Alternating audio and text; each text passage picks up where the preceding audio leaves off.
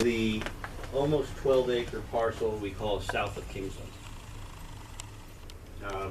It's both physically disconnected from the main part of the campus. It is service-wise, from utilities and infrastructure standpoint, does not avail itself of any of the redundancy and connections of the cool water, chilled water, and steam and electricity. So it's really a standalone independent site, and we've begun to look at it as such, as a standalone independent site. I understand, do you have some potential, do you have planners here that may be interviewing for the planning job on this? Thank you. Do you know, we provided a draft redevelopment plan for the center portion of the campus that did not include this piece 60 days ago or so.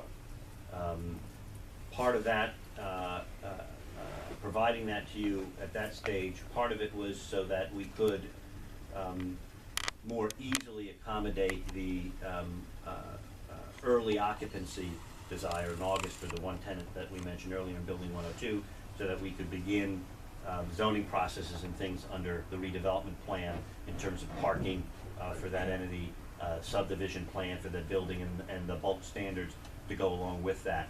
So I'm glad that you've got planners here. We hope that you hire one quickly. We've got a lot to talk to them about and work with them on.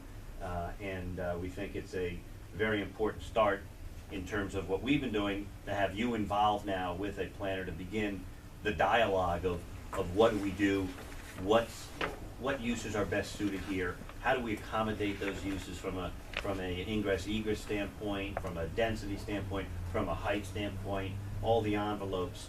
I will tell you, on this site, we've had significant amount of interest, which is something interesting to us. We've had a significant amount of interest for a portion of the site. If you know that there's a large topographic change sort of happens around this small lot, right? So I have about 3.5 acres. That's almost 4 feet below the main portion of the site. We've had a lot of interest from assisted living operators in that particular piece. All right, so again, the options and the doors for us from a use standpoint and a benefit to the municipality is wide open. You think that might be an interesting use that comes in for a piece of that or a portion of that site? We're going to continue conversations there, but again, we can only go so far until we begin the dialogue with you and the planners about those uses and incorporating those things into a plan. So right now, we can talk to them, we say, it's a dream, we think the town might like it, they might not, we don't know where we're going to be with the plan, but we know there's interest from operators out there and quality operators that are national in scope that would like to put that type of facility here. There seems to be a tremendous need in the community. They have excellent credibility. They've done many of these sites. So, I understand that we can't comment on anything else with respect to what we're doing there and desires, but obviously our desire hasn't changed from the standpoint of trying to create a mixed-use environment to include, components of some residential housing, some retail shops, and heavy food and beverage for the amenity base for the tenants there.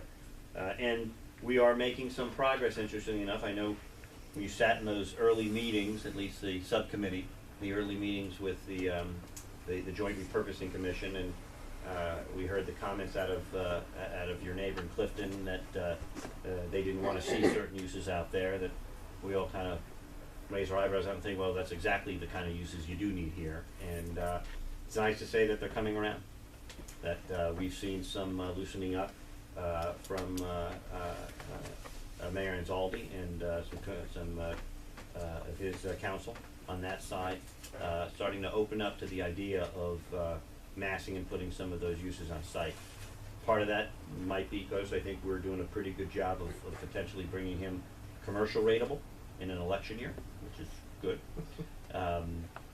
But maybe as well, I think that the idea, people are starting to talk about it, read about it, educate themselves about it. They're finally getting understand that where the world of real estate is going in New Jersey from a commercial standpoint, from a mixed-use